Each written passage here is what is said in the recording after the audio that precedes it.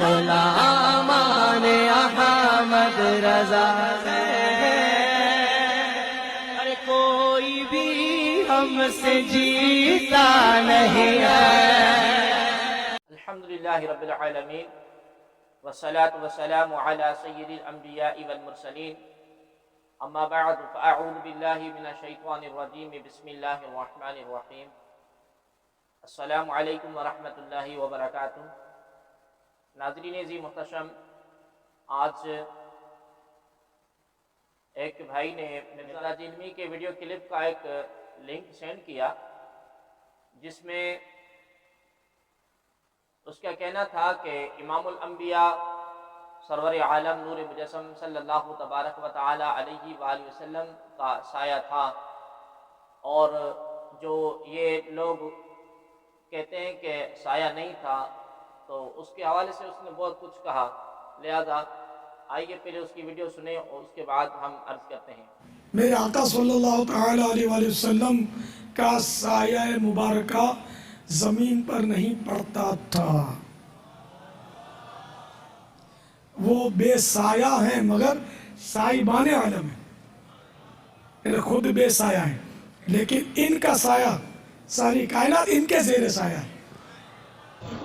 اور اس قدر نور کو اللہ نے بے سایہ بنایا تھا، حضور علیہ السلام کا سایہ نہیں تھا۔ حضرت زکوان روایت کرتے ہیں ان رسول اللہ صلی اللہ علیہ وسلم لم یکن یرا لہ ظل فی شمس ولا قمر، نہ چاند کی چاندنی میں نہ سورج کی روشنی میں کبھی بھی حضور کا سایہ نظر نہیں آیا تھا۔ اور اس کی وجہ حضرت عثمان غنی رضی اللہ تعالی عنہ بیان فرماتے ہیں ان اللہ ما اوقع ظلک علی الارض لئلا یدا انسان قدمہ علی ذلک الظل۔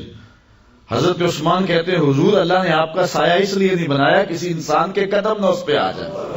سراسر نور ہو گئی بشریت، اس وجہ سے یہ شان ملی کہ پیکر بشر تھا، مگر سورج کی دھوپ میں حضور چلتے تو سایہ نہ ہوتا۔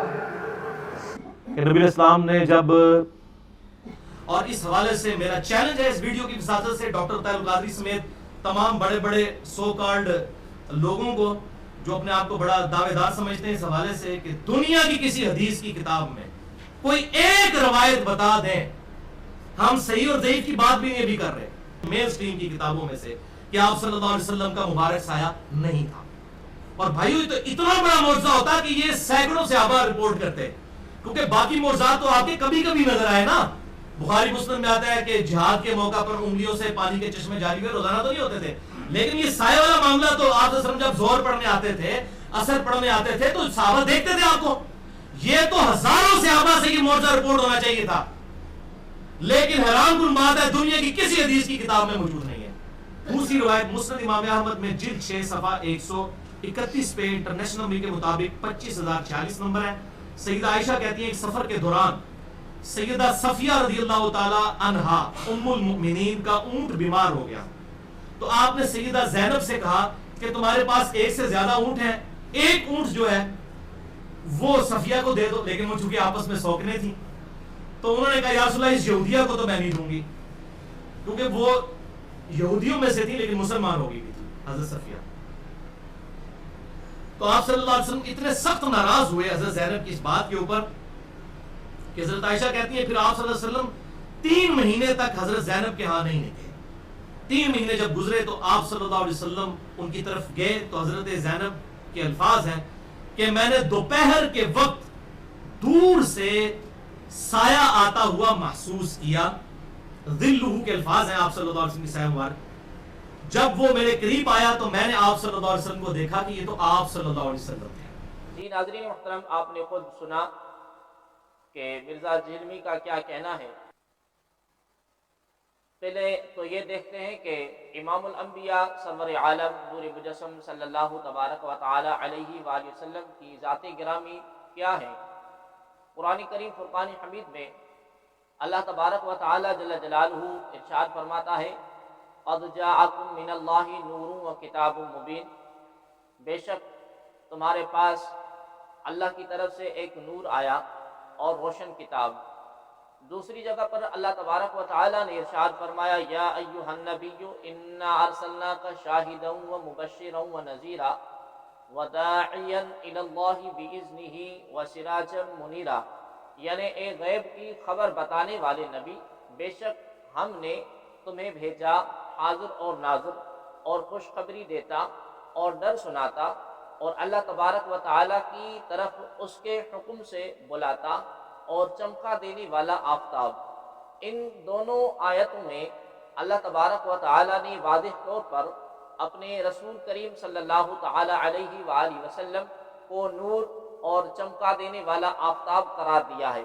جب رسول اعظم صلی اللہ تعالیٰ علیہ وآلہ وسلم نور اور آفتاب ہوئے، روشن کرنے والے ہوئے، تو لا محالہ ظلمت اور اندھیرے کا آپ سے تعلق نہ رہا کہ وہ روشنی کی ضد ہے۔ فرمان باری تبارک و تعالیٰ ہے الحمدللہ الذی خلق السماوات والارض وجعل الظلمات والنور ثم الذین کفروا بربہم یعدلون، یعنی سب تعریفیں اللہ کے لیے جس نے آسمان اور زمین پیدا فرمائے، پھر کافر لوگ دوسروں کو اپنے رب کے برابر ٹھہراتے ہیں۔ دوسری جگہ پر اللہ تبارک و تعالی ارشاد فرماتا ہے قل هل يستوي الاعمى والبصير ام هل تستوي الظلمات والنور، یعنی تم فرماؤ کیا اندھا اور آنکھوں والا برابر ہے، کیا برابر ہیں اندھیریاں اور نور؟ اور ایک اور جگہ پر اللہ تبارک و تعالی انبیاء کا منصب بیان کرتے ہوئے ارشاد فرماتا ہے وَلَقَدْ أَرْسَلْنَا مُوسَى بِآيَاتِنَا أَنْ أَخْرِجْ قَوْمَكَ مِنَ الظُّلُمَاتِ إِلَى النُّورِ، اور بے شک موسیٰ کو ہم نے اپنی نشانیاں دے کر بھیجا کہ اپنی قوم کو اندھیروں سے اجالے میں لا۔ ایک اور جگہ پر اللہ کریم ارشاد فرماتا ہے الف لام را کتاب انزلناه الیک لتخرج الناس من الظلمات الى النور باذن ربهم، یعنی یہ کتاب جو ہم نے تمہاری طرف اتاری کہ تم لوگوں کو اندھیروں سے نور کی طرف نکال لاؤ ان کے رب کے حکم سے۔ اب اللہ کا کام اور شیطان کا کام کیا ہے؟ اللہ کریم ارشاد فرماتا ہے اللہ ولی الذین آمنوا یخرجہم من الظلمات الی النور والذین کفروا اولیاؤہم الطاغوت یخرجونہم من النور الی الظلمات اولئک اصحاب النار هم فیہا خالدون، یعنی اللہ والی ہے مسلمانوں کا، انہیں اندھیروں سے نور کی طرف نکالتا ہے، اور کافروں کے حمایتی شیطان ہیں، وہ انہیں نور سے اندھیروں کی طرف نکالتے ہیں۔ یہی لوگ دوزخ والے ہیں، وہی اس میں ہمیشہ رہیں گے۔ هو الذی ينزل على عبده آیات بینات لیخرجکم من الظلمات الى النور، یعنی وہی ہے کہ اپنے بندے پر روشن آیتیں اتارتا ہے تاکہ تمہیں اندھیروں سے نور کی طرف نکالے۔ ان آیات مبارکہ سے یہ حقیقت نکھر کر سامنے آ گئی کہ نور اور ظلمات آپس میں متضاد ہیں، جہاں ایک ہو دوسرا نہیں ہو سکتا، نہ دونوں جمع ہو نہ اٹھ سکیں گے۔ اللہ پاک، رسول پاک، قرآن پاک، اسلام نور ہیں، اندھیرا نہیں ہے۔ اللہ تبارک و تعالی اپنے مسلمان بندوں کے لیے نور پسند فرماتا ہے، انہیں اندھیرے سے نکال کر روشنی کی طرف لاتا ہے۔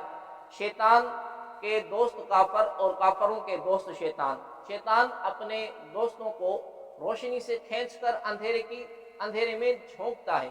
ان کا فکر اور عقیدہ اندھیرا ہے، ان کا عمل اور کردار اندھیرا ہے، جبکہ مسلمانوں کا عقیدہ بھی نور، رسول کریم صلی اللہ علیہ وآلہ وسلم سراجم منیرہ ہیں، روشن آفتاب ہیں، نور ہیں، آپ کا سایہ نہیں ہو سکتا۔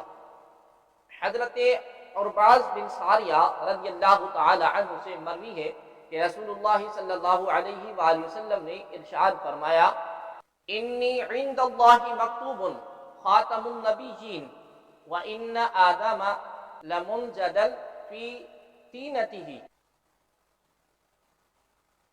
وسأخبركم بأول أمر دعوة إبراهيم وبشارة عيسى ورؤيا أمي التي حين وضعتني وقد خرج لها نور أضاء لها قصور الشام، یعنی میں اللہ کے ہاں آخری نبی لکھا ہوا تھا جب آدم علیہ السلام کا خمیر مٹی سے بن رہا تھا۔ اب میں تم کو اپنی پہلی بات بتاؤں گا کہ میں ابراہیم علیہ السلام کی دعا، عیسیٰ علیہ السلام کی خوشخبری اور اپنی والدہ محترمہ کا وہ منظر ہوں جو میری پیدائش کے وقت انہوں نے دیکھا کہ ان کے جسم میں اقدس سے عظیم نور نکلا جس سے شام کے محلات ان پر روشن ہو گئے۔ حضرت جابر رضی اللہ تعالی عنہ سے کسی نے پوچھا کہ وجہہ مثل السیف، یعنی کہ حضور کریم صلی اللہ علیہ وآلہ وسلم کا چہرہ روشن تلوار کی طرح چمکتا تھا؟ تو انہوں نے کہا کہ لا، نہیں، بل کان مثل الشمس والقمر، یعنی کہ بلکہ سورج اور چاند کی طرح تھا۔ حضرت سیدنا علی رضی اللہ تعالی عنہ سے رسول کریم صلی اللہ علیہ وآلہ وسلم کے حسن اور جمال کے بارے میں پوچھا گیا تو آپ نے فرمایا لم القبہ ولا بعدہ مثلہ صلی اللہ علیہ وسلم، یعنی میں نے آپ سے پہلے اور آپ کے بعد آپ جیسا کوئی نہیں دیکھا۔ ترمذی میں آیا ہے کہ محمد عمار بن یاسر کے بیٹے ابو عبیدہ کہتے ہیں کہ میں نے ربیع بنت مطعن بن عفرہ سے عرض کی کہ صوفی لنا رسول اللہ صلی اللہ علیہ وسلم، ہمارے سامنے رسول کریم صلی اللہ علیہ وآلہ وسلم کی صفت بیان کریں۔ تو بولے کہ بیٹا اگر تم سرکار کریم علیہ السلام کو دیکھتے رأیت الشمس طالعۃ، دیکھتے کہ سورج طلوع ہو رہا ہے۔ جابر بن سمرہ رضی اللہ تعالی عنہ فرماتے ہیں کہ میں نے چاندنی رات میں حضور صلی اللہ علیہ وآلہ وسلم کو دیکھا، میں رسول اللہ صلی اللہ علیہ وآلہ وسلم کو بھی دیکھتا اور چاند کو بھی دیکھتا۔ آپ کے جسم پر سرخ رنگ کا حلہ تھا۔ فَإِذَا هُوَ أَحْسَنُ عِنْدِي مِنَ الْقَمَرِ، آپ فرماتے ہیں کہ تو آپ میری نظر میں چاند سے زیادہ حسین تھے۔ حضرت سیدنا ابو ہریرہ رضی اللہ تعالی عنہ کہتے ہیں کہ ما رأیت شیئا احسن من رسول اللہ صلی اللہ علیہ وسلم، یعنی میں نے کوئی چیز رسول اللہ صلی اللہ علیہ وآلہ وسلم سے زیادہ حسین نہیں دیکھی۔ کأن الشمس تجری فی وجہہ، گویا کہ سرکار کریم علیہ السلام کے چہرے اقدس میں سورج پھر رہا ہے۔ ابن عباس رضی اللہ تعالی عنہ کہتے ہیں کہ جب حضور کریم صلی اللہ علیہ وآلہ وسلم بات کرتے کہ نور یخرج من بین ثنایا، گویا کہ سامنے کے دونوں دانتوں سے نور نکل رہا ہے۔ کعب بن مالک رضی اللہ تعالی عنہ کہتے ہیں کہ جب رسول اللہ صلی اللہ علیہ وآلہ وسلم خوش ہوتے تو چہرے اقدس یوں چمک اٹھتا جیسے قطعۃ القمر، یعنی چاند کا ٹکڑا ہو۔ رسول اللہ صلی اللہ علیہ وآلہ وسلم یوں دعا مانگتے اللہم اجعل فی قلبی نورا وفی بصری نورا وفی سمعی نورا وعن یمینی نورا وعن یساری نورا فوقی نورا وتحتی نورا وامامی نورا، یعنی اے اللہ میرے دل میں نور پیدا کر اور میری آنکھ نظر میں نور پیدا فرما، میرے دائیں نور، میرے بائیں نور، میرے اوپر نور، میرے نیچے نور، میرے آگے نور، میرے پیچھے نور اور میرے لیے نور۔ دوسری روایت میں ہے کہ میرا پٹھا، گوشت، خون، میرے بال، میرے چمڑے، میرا چمڑا سب نور۔ رسول اللہ صلی اللہ علیہ وآلہ وسلم کی ہر دعا مقبول بارگاہ خدا ہے، لازم ہے یہ دعائے نور بھی مقبول ہو۔ اور اگر سوال کیا جائے کہ رسول اللہ صلی اللہ علیہ وآلہ وسلم مذکورہ بالا دلائل کی روشنی میں نور ثابت ہو گئے تو اس دعا کی کیا ضرورت تھی؟ تو اس کا جواب یہ ہے کہ کبھی دعا اس لیے ہوتی ہے کہ جو بندے کے پاس نہیں وہ مل جائے، اور کبھی اس لیے کہ جو ہے اس میں برکت ہو، اضافہ ہو، دوام ہو۔ ہم فاتحہ میں ہمیشہ ہدایت کی اور سیدھی راہ چلنے کی دعا مانگتے ہیں، حضور کریم صلی اللہ تعالی علیہ وآلہ وسلم بھی مانگتے تھے، اور یہ مسلمان اور ہر مسلمان ہمیشہ مانگتا ہے اور مانگتا رہے گا۔ النور ہا ہنا سیدنا محمد رسول اللہ صلی اللہ علیہ وسلم اے جاءکم نبی و کتاب، اس جگہ نور ہمارے آقا محمد صلی اللہ علیہ وآلہ وسلم ہے، یعنی تمہارے پاس نبی تشریف لائے اور کتاب آئی۔ ابن اسیر نے کہا کہ نور وہ ہے جس کی روشنی سے اندھا دیکھنے لگتا ہے اور گمراہ راہ پر آ جاتا ہے۔ الظاہر فی نفسہ المظہر لغیرہ، یعنی جو خود ظاہر اور دوسرے کو ظاہر کرنے والا ہو۔ فی صفتہ صلی اللہ علیہ وسلم النور متجرد، حضور صلی اللہ علیہ وآلہ وسلم کا جسم پاک خالص نور تھا۔ امام قاضی ایاز مالکی رحمۃ اللہ تعالی علیہ فرماتے ہیں کہ أنه كان لا ظل لشخصه في شمس ولا قمر لأنه كان نورا، وأن الذباب كان لا يقع على جسده ولا ثيابه۔ بحوالہ الشفا شریف، یعنی نبی کریم صلی اللہ علیہ وآلہ وسلم کا دھوپ یا چاندنی میں سایہ نہیں تھا۔ مرزا جلمی کہتا ہے کہ حوالہ دکھاؤ، تو ہم نے بحمدی تبارک و تعالی اس نشست میں حوالہ پیش کریں گے کہ کہاں لکھا ہے کہ سرکار دو عالم نور مجسم صلی اللہ علیہ وآلہ وسلم کا سایہ نہیں تھا۔ نبی اکرم صلی اللہ علیہ وآلہ وسلم کا دھوپ میں یا چاندنی میں سایہ نہیں تھا، کیونکہ آپ نور تھے اور مکھی آپ کے جسم اقدس اور کپڑوں پر نہیں بیٹھتی تھی۔ ان النبی صلی اللہ علیہ وسلم کان اذا متا لم یکن لہو دل، بحوالہ مفردات راغب صفحہ نمبر 315، یعنی نبی اکرم صلی اللہ علیہ وآلہ وسلم جب چلتے تو آپ کا سایہ نہ ہوتا تھا۔ اب ظلال جو عربی لغت میں ظل جو سائے کو مرزا جہلمی نے جسے مراد سایہ لیا ہے، جو حدیث پاک اس نے پیش کی، وہاں سے الفاظ جو ظل ہے اور ظل سے اس نے سایہ مراد لی ہوئی ہے، تو اس کے ظلال یعنی جو سایہ ہے اس کی ذاتیں کیا ہیں وہ بھی ہم آپ کے سامنے اس نشست میں عرض کرتے ہیں۔ حضرت سیدنا ابن عباس کی حدیث میں ہے کہ کافر غیر اللہ کے آگے سجدہ کرتا اور اس کا ظل یعنی جسم جس کا ظل ہے اللہ کے آگے سجدہ ریز ہوتا۔ ظل کل شیء شخصہ، ہر چیز کا ظل اس کی ذات ہے۔ بحوالہ لسان العرب ابن منظور صفحہ نمبر 261 جلد نمبر 8، اور النہایہ لابن الاسیر صفحہ نمبر 161 کے اندر یہ روایت موجود۔ تیرے اور سورج کے درمیان جب کوئی شے حائل ہو جائے تو اس سے پیدا ہونے والا سایہ ظل اور فی ہے۔ سورج ڈھلتے وقت تک ظل اور اس کے بعد فی کہلاتا ہے۔ بحوالہ النہایہ صفحہ نمبر 158 جلد نمبر 3۔ کبھی ظل بول کر عزت، طاقت اور خوشحالی مراد ہوتی ہے۔ اذلنی فلان، یعنی فلاں نے میری حفاظت کی۔ بحوالہ مفردات صفحہ نمبر 314۔ اور ذات کو بھی ظل کہا جاتا ہے، جیسے کہ کسی شاعر نے کہا لما نزلنا رفعنا ذل اخبیہ، یعنی جب ہم اترے خیموں کو نصب کیا۔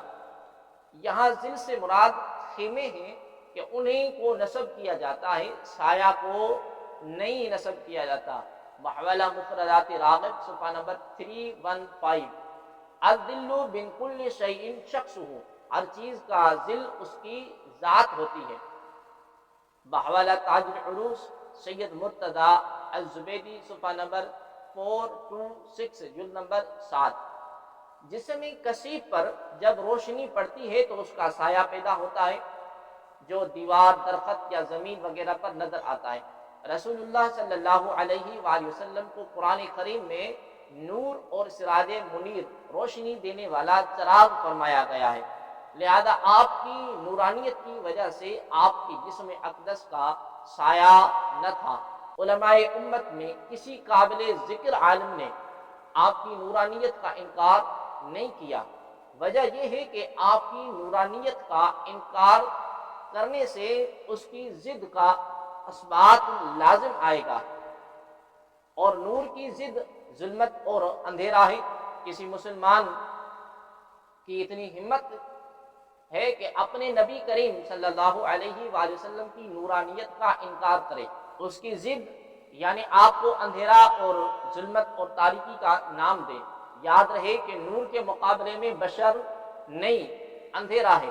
نور اور بشر میں کوئی تضاد نہیں۔ حضور صلی اللہ علیہ وآلہ وسلم نور بھی ہیں، بشر بھی ہیں۔ ہاں، نور اور ظلمات میں تضاد ہے۔ ہم رسول اللہ صلی اللہ علیہ وآلہ وسلم کو ہرگز ظلمت اور اندھیرا نہیں مانتے، نور مانتے ہیں، جیسا کہ قرآن اور حدیث اور عربی لغت کے حوالوں سے یہ حقیقت ہم واضح کر چکے ہیں۔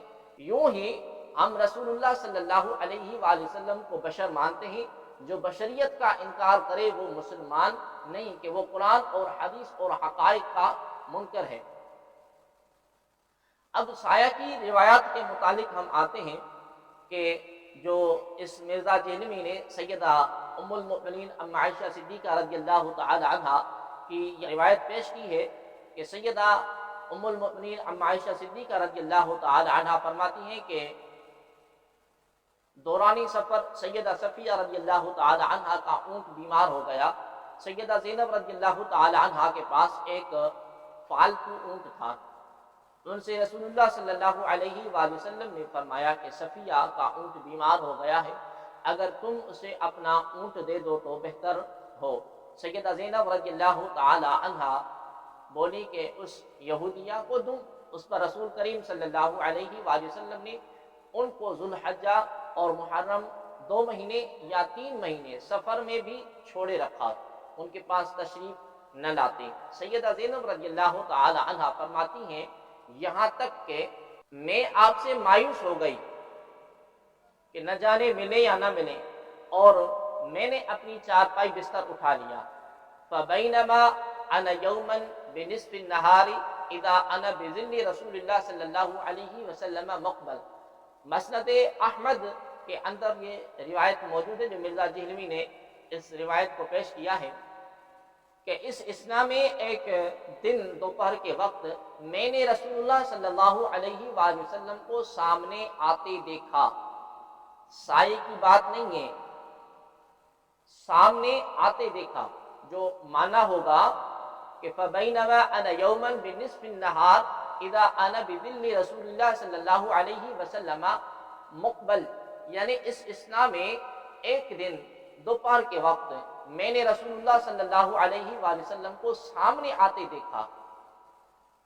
جن کو خصوصاً مرزا جہلمی تمہیں ذات رسول صلی اللہ علیہ وآلہ وسلم سے قد ہیں، اور ہر صورت میں آپ کریم صلی اللہ علیہ وآلہ وسلم کی ذات والا صفات کے لیے تاریک سایہ ثابت کرنے کی درپے ہیں، اور پھولے نہیں سماتے کہ ہم نے اپنا مدعا ثابت کر دیا، حدیث پیش کر دی۔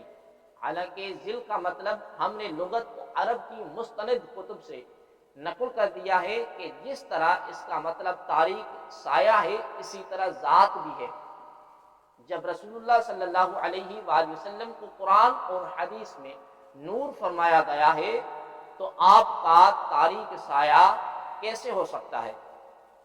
نور کی تو نورانی شعائیں ہوتی ہیں۔ اس حدیث پاک میں بھی ذل رسول اللہ صلی اللہ علیہ وآلہ وسلم سے مراد ذات رسول اللہ صلی اللہ علیہ وآلہ وسلم ہے۔ ہم نے ناقابل تردید دلائل سے ثابت کیا ہے کہ ذل کا مطلب جیسے مادی کثیف چیزوں کا تاریک سایہ ہے، اسی طرح اس کا مفہوم ذات اور شخص ہے۔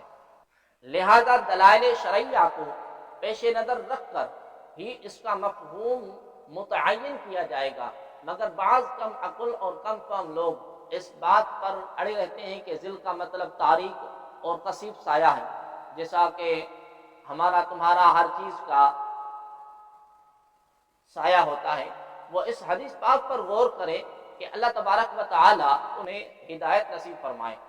سیدنا ابو ہریرہ رضی اللہ تعالی عنہ سے روایت ہے کہ رسول اللہ صلی اللہ علیہ وآلہ وسلم نے فرمایا، اللہ تبارک و تعالی قیامت کے دن فرمائے گا، میری عزت اور جلال کی بنا پر آپس میں محبت کرنے والے کہاں ہیں؟ الیوم اذلہم فی ذلی یوم لا ذل الا ذلی، یعنی آج میں اپنے سائے میں اپنے سائے میں زیر سایہ رکھوں گا جس دن میرے سائے کے بغیر کوئی سایہ نہ ہوگا۔ بحوالہ مشکات شریف صفحہ نمبر 425۔ ذل کا لفظ دیکھتے ہی رسول کریم صلی اللہ علیہ وآلہ وسلم کے لیے تاریک کثیف سایہ ثابت کرنے والے ایمان اور عقل کو سامنے رکھ کر، مرزا جنی تم بھی ایمان اور عقل کو سامنے رکھ کر بتاؤ کہ اللہ تبارک و تعالیٰ کا سایہ اس طرح ثابت کرو کہ جیسے رسول اللہ صلی اللہ علیہ وآلہ وسلم کا ثابت کرتے ہو۔ ہماری تحقیق اور گفتگو کا حاصل یہ ہے کہ رسول کریم صلی اللہ علیہ وآلہ وسلم قرآن اور حدیث کے مطابق نور بھی ہیں اور بشر بھی ہیں۔ نورانیت کی وجہ سے آپ کا تاریک سایہ نہیں تھا۔ آیات اور روایت میں جہاں کہیں آپ صلی اللہ علیہ وآلہ وسلم کے لیے ذل کا لفظ آیا ہے، اس سے مراد تاریک سایہ نہیں بلکہ آپ کی ذات اور شخصیت مراد ہے۔ رسول اللہ صلی اللہ علیہ وآلہ وسلم کا سایہ نہ ہونے کے متعلق سلف و خلف کے تمام علماء اور محدثین، مفسرین، اہل سیر متفق ہیں۔ چند اسماء گرامی میں آپ کے سامنے عرض کرتا ہوں کہ حکیم ترمذی عن ذقوان، نمبر 2 امام عبد الباقی زرقانی شرح مواہب لدنیہ صفحہ نمبر 220، امام راغب اصفہانی مفردات میں، اور امام قاضی ریاض شفا شریف میں، تفسیر مدارک میں، اور تفسیر عزیزی میں شاہ عبد العزیز محدث دہلوی رحمۃ اللہ تعالی علیہ صفحہ نمبر 219 پر قائل ہیں کہ نبی عالم صلی اللہ علیہ وآلہ وسلم کا سایہ نہیں تھا۔ شیخ عبد الحق محدث دہلوی رحمۃ اللہ تعالی علیہ مدارج النبوہ صفحہ نمبر 161 جلد نمبر 2 میں، اور امام ابن حجر مکی افضل القرا اور مجدد الفسانی مکتوبات شریف میں، مولوی رشید احمد گنگوہی دیوبندی اور خصائص کبریٰ کے اندر امام سیوطی رحمۃ اللہ تعالی علیہ، عزیز الفتاوی مفتی عزیز الرحمن دیوبندی، ان تمام علماء نے یہ لکھا ہے کہ نبی پاک صلی اللہ علیہ وآلہ وسلم کا سایہ نہیں تھا۔ لہذا مرزا جہلمی آپ کو عقل کے ناخن لینے چاہیے، اور گزشتہ کلپ میں جیسے میں نے کہا تھا کہ فاسألوا اہل الذکر ان کنتم لا تعلمون، تم اہل علم سے جا کر پہلے سوال کرو، اگر تم نہیں جانتے، تمہیں علم نہیں ہے تو پہلے علماء حق، علماء ربانیین، مسلک اعلیٰ حضرت کے پیروکاروں اور مسلک اہل سنت و جماعت کے جو علماء ہیں ان سے جا کے پوچھیں، ان کی صحبت اختیار کریں، اور تو ادب آپ سیکھ پائیں گے، ورنہ بے ادب جو ہے وہ بے نصیب ہوتا ہے، با ادب با نصیب ہوتا ہے، بے ادب بے نصیب ہے۔ لہذا ناظرین و سامعین عزیز محتشم، اللہ کریم کی بارگاہ اقدس میں دعا گو ہیں اللہ تبارک و تعالی جل جلالہ آپ اور ہمیں حضور عالم صلی اللہ علیہ وآلہ وسلم کا پکا سچا غلام اور امتی بنائے، اور مرزا جہلمی کے فتنے سے ہم سب کو اپنی حفظ اور امان عطا فرمائے، آمین۔